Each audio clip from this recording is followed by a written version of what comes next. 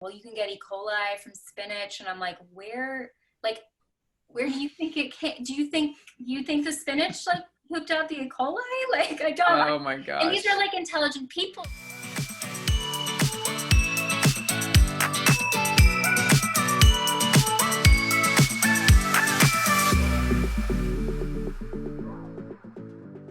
Hi guys, welcome back to The Vegan View. So today, with over 350,000 subscribers, Mike is known for giving us research-based vegan videos in a digestible and clear manner that make learning about veganism fun. And today we're going to be busting some vegan myths. So please welcome Mike the Vegan. Hey, thank you so much for having me. Yay, love the show. I feel like we talk about you so much on this channel. You're like really? the elusive fourth member. I'm flattered. Yeah, honorary. Watch Mike's video. Yeah, we're like, let's ask him. Whenever it's something. Normally this time of year we're at Veg Fest. We've done panels before in the past. It's like so weird that we're not going to do Veg Fest this year. I know, it kills me. It's almost like a mini reunion, and I get to see so many people. Like, not seeing Ryan and Angie in person over the course of a year, it's going to be hard for me. And so it's sad, like it's being done online this year. It's like, oh, I didn't know that. Crazy. Yeah, apparently, I think it is. That's what I heard. Maybe that was the plan. Hopefully it's still happening. You just eat all your favorite junk food, but on the computer alone at the park. Alone together. Hey guys. I'm in Iowa, where I technically can leave whenever I want, but I've been trying to not go out more than we need to. So just basically self-quarantine, social distancing. And so I feel like I've probably met the same standards as people. Like, I only go out when I really need something. And then of course, the main thing for me is like not getting too crazy about reading the news, especially as somebody who may or may not be doing like a coronavirus video on any given particular coronavirus topic. Like, I kind of need to keep up on the news, but then I also decided like, I'm just going to look way less. And then if there's something that really needs to be covered, I'll research it, but just hammer it. Like, I was opening up worldometer.com, like death rates, like by state, by country every day, and just looking at it being like, oh my God, what's the next country that's going to like get hit and things like that. So mentally the healthiest thing was probably me just not doing that. Like, it was basically my homepage was just like landing on that. And it's just not a good place to be. And so that's my first one. And then obviously, if you can get any physical activity, like now the yoga mat is just on the floor. It's part of the floor now. So things like that are good. I need to use it more, but things like that are definitely good. Yeah, definitely, like not constantly being exposed to the news. I know, like, I have to set limits on how much I'm reading, because I just like, it's like anxiety porn for me. I'm just like, oh my God, I have to hype myself up. Because I love learning about stuff and like knowing what's going on, but then I'm like, oh, NISHA, you're not feeling so great. Maybe we should turn it off. And I imagine that's hard with you, especially you do a lot of current events and you're keeping up with everything that's going on. Like, drawing the line must be very helpful. Yeah, I could see that, the whole like cortisol hit or something. Yeah. I don't know, you can become like addicted to it too. Yeah. Yeah. Have you been doing any fun like baking or cooking projects to pass your time? No, I think I've defaulted to just like really generic, easy stuff. Yeah. So I haven't. I need to do. I'm gonna try to do a what I eat in a day video where I try to be aesthetic, because all of mine are just like basic. Me just whipping out the camera, filming what I'm actually eating, and everyone else has these like super grade A visually pleasing things when they do what I eat in a day, which is probably why I'm not like a lifestyle recipe channel as a presentation. But I'm thinking about doing that, like just framing all the shots, getting the little napkins and stuff in there. Standing up on a chair, doing the whole like overview thing. Yep, getting the angles and the lighting and sprinkling stuff on top, because that's the one thing I just haven't done. The finishing. Yeah. And then the bite shot with the spoon. Yep, slow motion. Yeah, that's a tip. If you don't love the way that something looks, like put some parsley on top, like a lot of it. It looks so much fancier. Yeah, that's the way to go. And then I always see like the coconut flakes on the smoothie does it. Like, you need like coconut flakes, chia seeds, like all those things at once. Anyway. Well, I'm looking forward to that video. So am I. So shall we bust some myths? Let's do it. All right, the first one we had discussed was vegans are weak. Mm. That one? Ooh, yeah. Well, obviously, now that the Game Changers has come out, people feel a little bit differently about this. And I feel like I have to just tie that one into protein. If we have a protein myth on the list, let's just combine them together, because obviously a lot of people just want to believe that vegans are weak because it makes them feel better. And there's the whole like meat, masculinity, strength, preconceived notions. Yeah. But I will say there was a study that just came out. It's my next video. And they took about 30 women who were vegan, young women, athletic women, and then 30 non-vegan, young athletic women. And they just put them head to head in all of the tests. And there was no difference in strength. So the vegans were not weaker, but then also the vegans significantly outperformed in terms of cardio. So that is something that I was pretty excited to see. And I just gave the spoiler alert to the entire video, but I don't really care. You can go into the study. It'll be fun. And then just the whole protein thing. Vegans have higher blood levels of free protein, which would be used to build muscle. And that's probably from lower inflammation.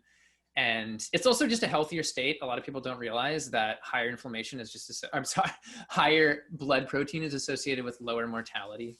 And so that's cool. And then like if you have a protein deficiency, like a severe one, then your blood protein will be lower. So vegans are technically further away from a protein deficiency, which I think is cool. And obviously seeing strongmen like Patrick Baboumian breaking, crazy world records should be enough to debunk anybody. Kendrick Ferris, of course, has set that Team USA Olympic weightlifting record for his weight class as well. Only one to go to the Rio Olympics in terms of male weightlifter. So hopefully I knock that one out. No, it's so true. I feel like it's completely, you can't even argue about it right now because there's so many strong vegans in the media. There's so many Olympians. There's so many like pro athletes going vegan, and it's actually improving their performance. And I feel like anyone who's having someone come at them with vegans are weak can just be like, hey, read the facts. Look at all these people surrounding us and going for a movement. And to get super anecdotal, I've gained like 20 pounds and I'm stronger than I ever was before I was vegan. So that's all you need to know. Yeah, no, I was anemic. Another anecdote. I was anemic before I went vegan, and now I'm like totally fine. No supplements at all. And it's crazy. I was anemic before and I'm still anemic, but but you feel better. Yeah, it's just so interesting to me that people think that like because you don't eat rotting flesh, you're gonna be weaker. It's so odd to me. Like Popeye, he ate spinach. There you go. Did we have a myth on the list about like nutrients and iron? Yeah, that was the next one, is that vegans are more likely to be deficient in nutrients. Unless you were going to say something, Nikki. I don't know if we cut you off. No, I was just going to say that sometimes when people feel weak, I think especially when they first go vegan, it's because of the amount of food that they're eating. We talk about this all the time on the show, but like I think it's easy to think, well, it has to do with protein, and really, what's so funny? Just pointing. Just being goofy. Yeah. Typical Zoom shenanigans.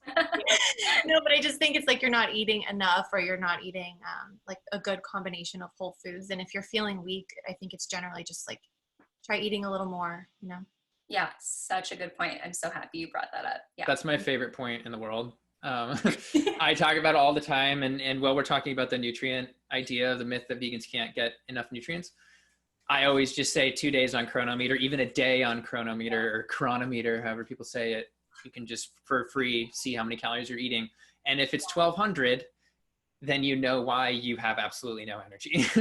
And it's not because you are lacking some like magical ingredient in meat, probably. So. I remember when magazines were like recommending 1,200 calorie diets, and I'm like, still happens. Like I've had so many people who are into fitness who are like calorie deficit. It's the only way to get in shape. And I'm like, how are you going to have the energy to work out on 1,200 calories? Like that's insane. Yeah, it kills me. A lot of these meal plans still have it. Thankfully, less of the vegan ones are still doing that now, because all those people kind of learned the hard way, I think, and got like run out of town. But there are some, like a lot of the low carb ones still are like 1,200 calories a day or whatever. Yeah. I mean, each their own, but that's not how I'm going to live my life. Yeah. So as far as like supplements go, I feel like we get a lot of questions of what are vegans supposed to be supplementing? You can't get all of the nutrients you need on a vegan diet, so you must supplement. Like, what's the deal with that? Oh, well, first of all, obviously you want to be getting B12. And at this point, it almost feels like less of a conversation about supplementing and more of a conversation of just having it in your diet, right? And this is just basic logic. This isn't like advanced nutritional advice, so I feel okay saying it. But you can just look for fortified foods that have 100% of your daily value of B12, and then you'll be getting roughly the equivalent of what a meat eater eats, you know, or somebody that's eating meat. And then also going back to iron as well, a lot of people might think, oh, you have to eat red meat, you have to get heme iron, but looking to, you know, there was a study that looked at micronutrients in detail in vegans in Switzerland, and they found that the plasma ferritin, the iron stores of the vegans were statistically equivalent to people that were eating red meat. So, you know, I'm sure there's groups of vegans that have lower levels of iron deficiency, groups of vegans that have higher levels of iron deficiency in the average population, but it doesn't look to be like a vegan unique issue, at least at this point in time in a Western population. So, and looking at that study as well, it was very clear that vegans don't have more deficiencies. They just have a slightly different nutrient profile. So like, for example, their folate deficiency level was massively lower than people who eat meat, and that's super important in terms of like preventing the most common birth defects and things like that. So it's kind of give and take. You know, maybe the vegans had somewhat lower zinc, but then they were doing better in a bunch of other areas. And so, you know, you're not perfect when you go vegan, but yeah, a lot of people are just wrong about the sort of, you have to get a deficiency when you go vegan. No. Yeah, it's not like synonymous with the vegan diet. It's like, if you are deficient in certain things, it's more personal. It's more like based on what you're eating and what your lifestyle is, what you're able to absorb. Like, my body just does not make vitamin D, and I've been deficient my whole life. So I've always had to take a vitamin D supplement, but like, this has nothing to do with being vegan. It's more because like I'm South Asian, and like it's very common in those populations to not have the ability to like synthesize the sunshine into vitamin D. But like, yeah, it's not synonymous with a vegan diet. Right. And yeah, go for it. I was just gonna say, I think a lot of people who are not on vegan diets are deficient, deficient in a lot of things as well. And they just don't know it because they've never looked into it. Like, unless you have some sort of health issue, you might not be getting yearly blood work done to see, like, to check your panels and see everything. So absolutely, that's a really good point, because what is a factor that makes people who aren't sick check their blood levels obsessively because they're told to all the time? Being vegan. So like, vegans go and get way more blood panels, I would say, than other people. And there are a lot of people that just find out that they're anemic, like, you know, just from some issue, and they're not. And then of course the vitamin D deficiencies are very widespread in people that eat meat. And so, you know, there was one, I think it was not a super new study, but depending on where you have the cutoff, like if you're cutting off at like 30 or 20, or even the Institute of Medicine says 12. So like, according to the Institute of Medicine, NISHA, you might not have a deficiency, but then according to the really high one of 30, like 70% of Americans are deficient. So there you go. Mine was 0. So we're like, what? How's that even possible? We're like 2, I think. Yeah. Wow. Yeah. That's impressive. It was bad. I was sleeping a lot. Yeah. Yeah. Oh, gosh, were you able to get it up at all somehow? Like, yeah. So they give you like a high dose. This was like, I was like a million years ago. Small lady. It was a really long time ago, but they give you like a high dosage, and then they like test you again and then taper you down, and then I just take a supplement. But yeah. Wow. And it's the only reason I went in was because I was like sleeping 12 hours a day. Whoa. And slept more. And like, I feel like no one goes in to check their blood levels unless something's wrong. Because I wasn't going in like that young, like I was a teenager. I wasn't going in that young being like, I need to check what my cholesterol is. I need to check what my blood ferritin levels are. Like, no, something was wrong and I checked it. And most people don't do that unless they like make a huge lifestyle change or they're sick. Were you vegan? You weren't vegan when you were 12, were you? No. Okay, yeah, so before you. Yeah. No, it's been, I can't do the math. How long has it been? 6 years, so. Word. So you're not 18. not 18. Yeah, a lot of people. Yeah. Anyway, whatever. We can move on unless someone has another point. Yeah. Do you want to bust another myth?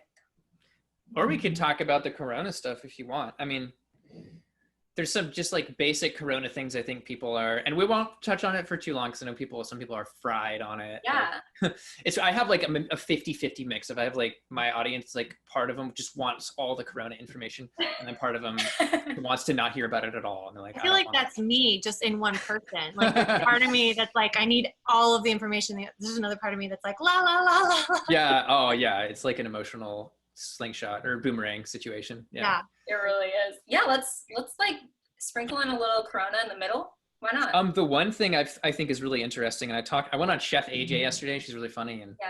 I talked way too much about certain plant-based or vegan doctors that are like super anti-social distancing, or I should say anti-lockdown.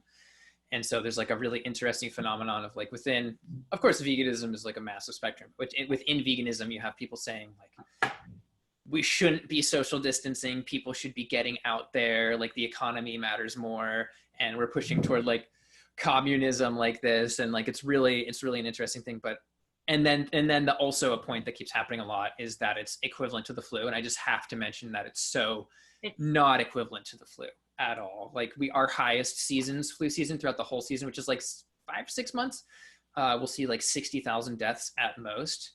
And we've seen that already. And we've seen like 40,000 deaths in a month.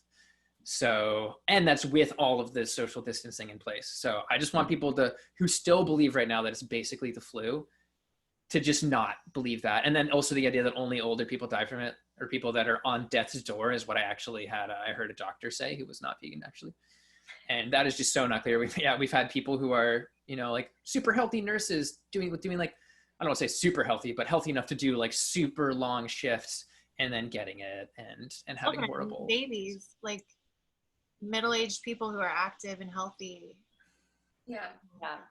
And the stroke thing, where like people in their 30s and 40s are having strokes who are otherwise don't have underlying conditions that we know of, things like that. So like, just even I in the beginning was following the WHO saying it doesn't look like it's as bad as the flu right now. That is no longer the case. That is not true.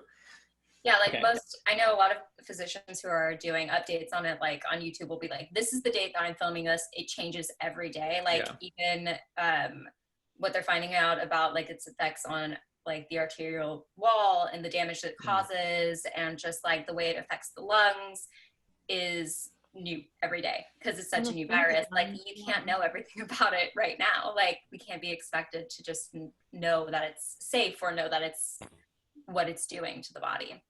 I think that's why it's so confusing for people though, is because as there's new, like people want a definite black and white answer that they can sort of look to and be like, this is what I need to know. And the fact that it changes and that because it's a novel coronavirus and it's going to change, like even the symptoms have been expanded. There were the top 3 symptoms, and now like having a sore throat or having a sore throat was always one, but like I think having a runny nose, there's a few more now that were added that initially people thought had nothing to do with it. And so I think that's where the confusion comes in, is just feeling like, well, who do I believe? And it's not that the information was wrong before, it's just that it's like it's evolving. For sure. Yeah, the digestive systems, the loss of smell, things like that are coming. And there's another point that I think is huge here, is that like how vegans talk about vegan health around it, because there's a fine line between being like vegans are invincible from this and vegans have an advantage in terms of pre-existing conditions, because I believe 90% of the deaths in the US have happened with people who have pre-existing conditions, which of course is a huge portion of the US. So it's almost like a confounding factor. Like obviously it plays a role, but it's so widespread that basically, I don't know, everybody has it. Like sadly, even, like if you're to look at autopsies, 50% of people who just died in accidents and stuff have advanced coronary lesions on their heart. So 50% of the people here, adults in the US, have heart disease, which is one of those pre-existing conditions. But obviously we have this clinical study showing that a vegan diet can reverse those diseases. The diabetes, the hypertension levels are absurdly low in vegans, and the inflammation levels are much lower. And so obviously vegans have an advantage, but that doesn't mean they're invincible to it. They're not going to get it. Or I haven't heard, and here's the interesting thing though. People say like, if a vegan would have died from it, it would have been front page news. And I totally agree with that. But I also don't want to say that no vegans have died. Like we just don't know. And that like particularly toxic corner of the press maybe just hasn't found out about it yet. But like statistically, it probably will happen. And it's just not good to say that vegans are invincible to this. And also you can, I mean, I know that people probably already know this, but I think it's really difficult when I hear people saying like, oh, well, I'm invincible because I'm vegan. It's like, well, you can be a carrier and you could really be hurting other people. And I think like that's part of this that's so difficult, especially for younger people too, is like you feel fine and you just want to get outside and it seems like everyone is fine and it's not that big of a deal. But it's so contagious. It's so much more contagious than the flu, like you said. And so I think that's part of why it's difficult is like, if you feel fine, it feels very strange to pretend or to still act as though you're not fine, you know? Yeah. In fact, somebody who is a super healthy person could actually be the most dangerous type of person. Like if somebody, like one of us was asymptomatic but contagious, was really cocky about, I don't think any of us would be, but if somebody, you know, equivalent to us in terms of how our immune system might fight it off, like you might not even have a cough, go out and just be like breathing on everything, touching everything. You could easily infect like 100 old people, especially if you're in New York City or something like that. So that's something where psychologically you just have to wrap your mind around it. Like, it's not just about me, it's about other people. Yeah, they're saying a lot of people are just like washing their hands before they touch their own face, but like you should be washing your hands before you go out because you could be carrying it and not even know. And that's like why it's spreading so much, because there's so many asymptomatic people.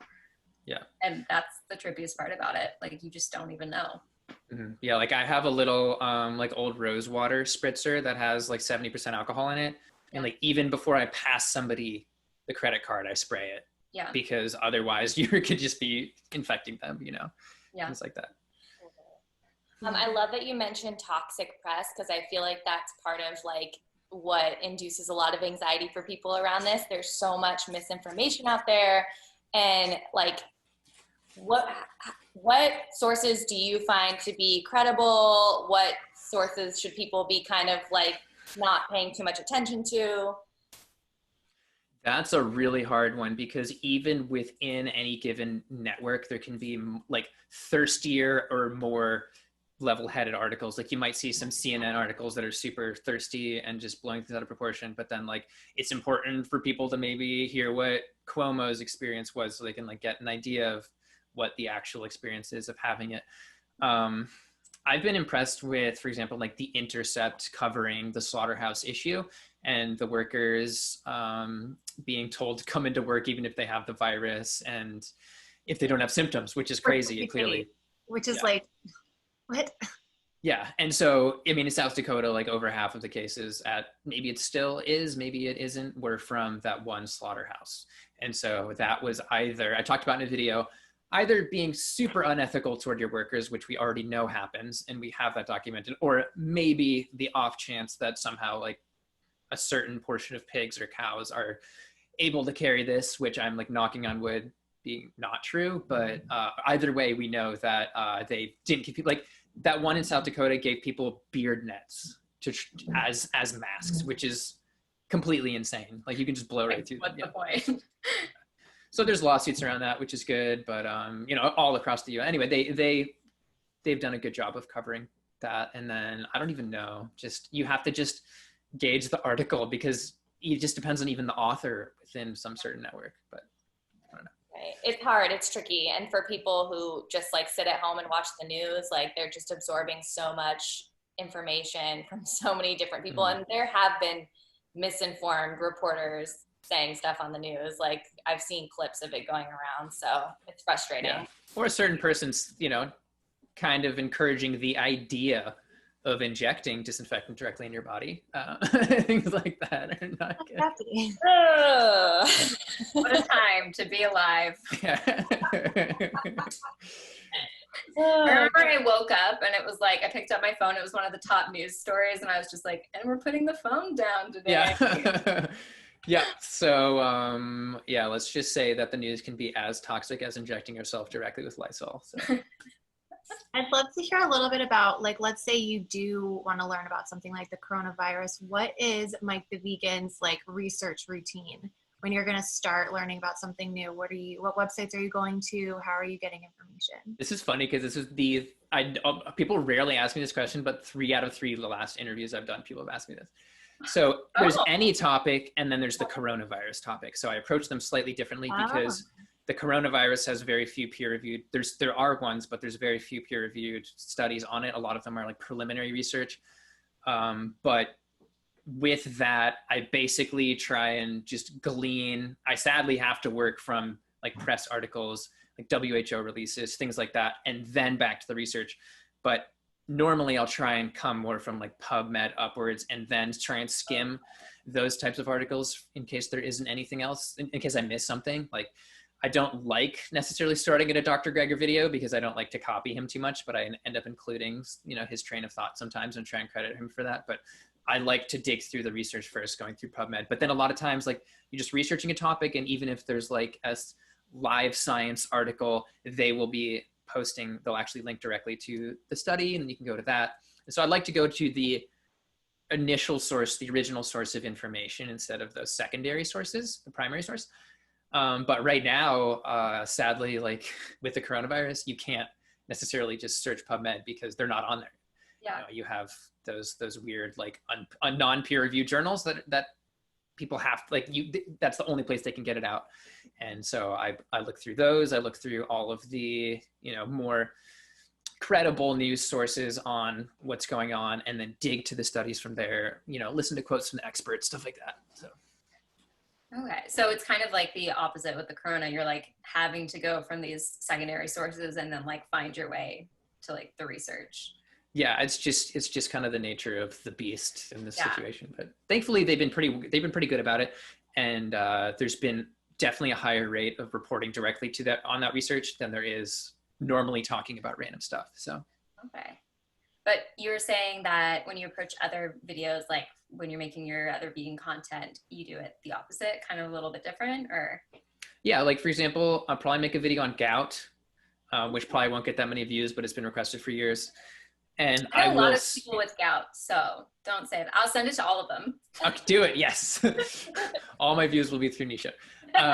It's fine. It's about helping people. It's not about views.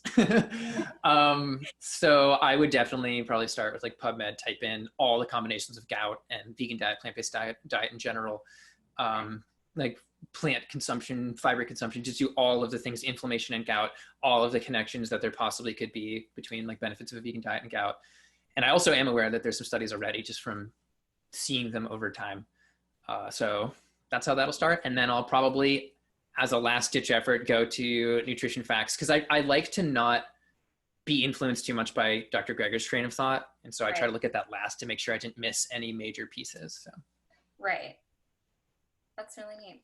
I'm excited to see the gout one, because I don't think anyone has really done it besides Dr. Greger. Like, yeah. I don't know if you want to try another myth really quickly, see how I do. Yeah, let's do it.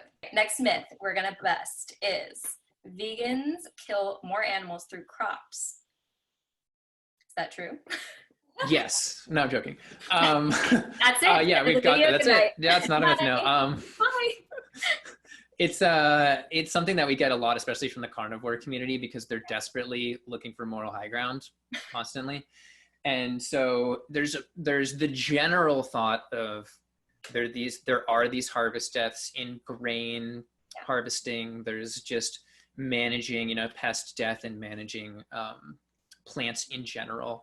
And so what people will do is they'll take the worst case scenario, like the worst study that you can find where there was like a rodent infestation and they like bombed those rodents in some type of grain farming, and then compare it to like the ideal grass-fed beef situation.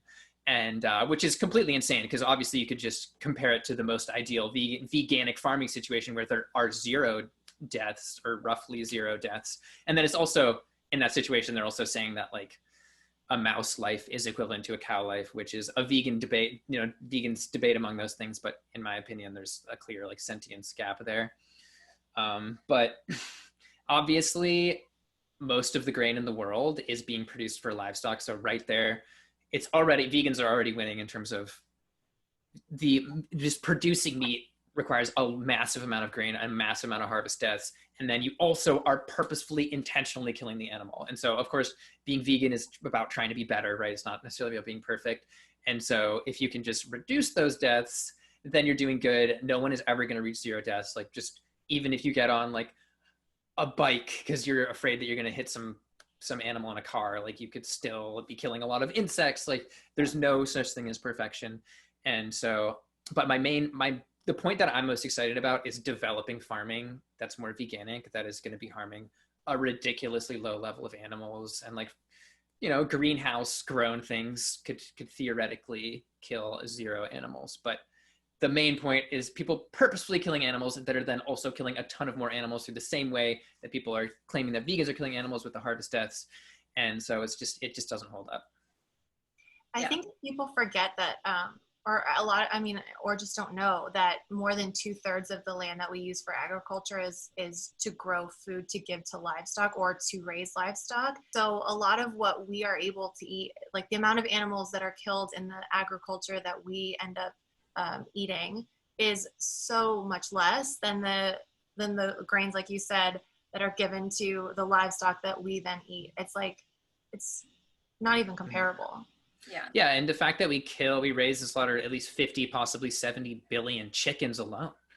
That's a huge amount of animal death that's purposeful and people are paying directly for. So, sorry, you can't have the moral high ground on that. People who eat meat, sorry, you can't. Yeah. We get that a lot though. We get that question a lot. So I'm really glad that we got to. Yeah. And I'd love to go through. Grasping at straws when they bring that out. I'm like, you don't eat produce? Like, okay. And then you're going to literally tell me that you eating an animal that eats like more produce than I do, like throughout its entire life, being raised for slaughter is not doing more animal death. Like, yeah. Doesn't make sense. Yeah. It's just like kind of like a weird ethical blame shifting, which is just not based in reality. Yeah. That's always a nice, like, you have to sit someone down and be like, let me just explain the world to you and how it works. I know people don't know. And that's another thing. I don't want to get too corona-y here again, but people's complete lack of understanding of animal agriculture is really becoming clear. And the lack of understanding, and most of us didn't even know about this, that this wild animal trade and wild animal industry in China is not just people trapping and catching wild animals. They are farmed. Yeah. It's a farming industry. They just happen to be wild species. Mm-hmm. And so they closed 20,000 of those farms. Hopefully they're still closed. 20,000. And it's a $70 billion industry in China. So this is not, so it's animal agriculture there. And just like how we have animal agriculture here and how we think that we're not going to cause a pandemic because we aren't eating crazy rare wild animals. Well, guess what? All signs point to and all signs point to the 1918 Spanish flu actually not being Spanish at all and coming from a Kentucky chicken farm from farming chickens, and that killed 50 to 60 million people. So like, you can't just absolve yourself of this just because you're like in America. Like, I'm sorry. Yeah. Anyway. I feel like that's a very American thing to do, and they're like, it's not us. Yeah. Oh, for sure. Someone else, and sometimes it's definitely us. It's hard because there is that very clear connection between what happened over there could very easily happen anywhere, but there's also just like it's hard to like use that as your like proof of like you know what I mean? Like it's hard to use that as your platform right now in these like sensitive times. It's just it's hard to talk about. Yeah. But it's facts. And the next biggest risks that they've already thought about, like if you watch I believe it's the new flu documentary on Netflix, is the pandemic specialists go from factory farm to factory farm because they're most worried about the next avian and swine flus killing the most people, and that's because they have killed the most people in the past. And so this was it was a fluke that this randomly happened between bats and probably pangolins, and then was able to infect this many people like that. We made it happen because we had a large reservoir of these trafficked pangolins probably interacting with a lot of humans. And that is just kind of a weird thing that is not normal animal farming, but the normal animal farming is what has caused so many other diseases and, all those bird flus, swine flus, and, various other diseases throughout human history.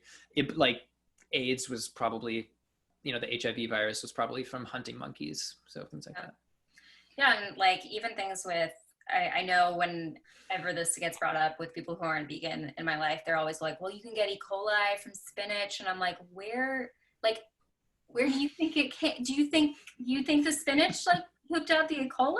Like, I don't. Oh my gosh. And these are like intelligent people. I was going to joke that I'm coming down with aphids right now, but yeah, no, those are from, E. coli is from literally an animal digestive tract, and it happens to be either from workers or from fertilizing with animal poop. Like, yeah, it's just like people just don't think about it, and I think no one's being exposed to it, and this is such like a unique time because it really does bring up the fact of like animal agriculture and the like large scale effects it is having and will continue to have on our society and on the world as a whole. And I think now is the most important time to be starting to talk about it, like especially in the vegan community, and because people are thinking about it, people are like open to being exposed to like, why is this happening to us, you know? I take back, like, I'm trying to figure out how I wanted to articulate what I was trying to say. Like, it is so important to talk about right now because, like you said, so many people don't understand animal agriculture. They're not going to understand animal agriculture unless people make noise about it. I think it's just like the delivery from some vegans on that was a little jarring. Yeah, you have to be a little more sensitive about it. And I was going to say, the whole thing is extra annoying because it's kind of a self-fulfilling prophecy, right? The people so desperately want to separate themselves from what they are contributing to in animal agriculture that it's then a black box that they don't know anything about and they never see because it's all away in, behind closed doors. The whole glass house, the glass walls thing from Paul McCartney, like there's a reason he said that because we don't see it.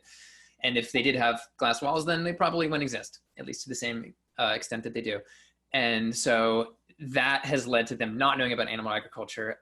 And then therefore they can't make the real connection that is happening right now and why it is animal agriculture. So annoying. No, it's true. But I love what Hannah brought up. Like, it is kind of like a sensitive subject, but something I find that you do very well is that you make these videos that are fun and thought-provoking, but also very like friendly and digestible, and like you come from a place of you just want to help, like you just really want to help. And I feel like one, I would like to ask you, like, how do you do it? Like, what's your mental space when you're speaking to the camera? So like if people do want to advocate, they can come at it from a similar place instead of I need to change everyone. Yeah. Well, thank you for the kind words, first of all. Second of all, for me, it's just about like having fun with it, because if I couldn't have fun with it, then I wouldn't keep making videos. And I can tell there are a lot of like very animal rights activism focused activists who they mean so well, but because of where it's coming from, which is a valid place, they've burned themselves out and they're not able to keep going. And not everybody can shift it into something that they can have a good time with, because it, especially if you're just coming from what's happening to animals, it's like a super dark place. And so it can be hard, like if you're really angry at somebody, like if somebody is holding a knife to somebody else and you're trying to stop them from harming that person, like it's the last instinct is to be like cracking jokes and figuring out a way to be really nice to that person with the knife so that they don't harm people. It's like such a hard place to come from mentally. Wow. No, I just, that's a really good analogy. There's a video of this school shooter who's coming in. They hadn't shot anyone, but a teacher comes out. He's pointing the gun, and the teacher says, "Do you need like a hug?" Like, oh yeah, I've seen that. And the guy puts down the gun and hugs him, and it's like, we just want to like not be shamed and feel good and feel wanted and feel like worthy human beings. Yeah. Yeah, it's like the flower in the barrel of the gun sort of imagery there. But it's really hard. And so for me, it's about just like figuring out how I can approach it. Like, for example, I won't film if I'm like too annoyed or something like that. Or maybe I will. Like, it depends on the video, because there are, like, you're giving me a little too much credit, because a lot of times I'm going after people who I'm debunking, who I'm probably pretty critical of.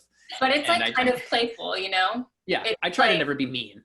It's not like malicious to hurt. It's like a playful taunting, Yeah, it's like, don't become a bad person because you're trying to make somebody else better. Like, you can, like, I have rules of like really trying to never attack people's like appearance, and things like that.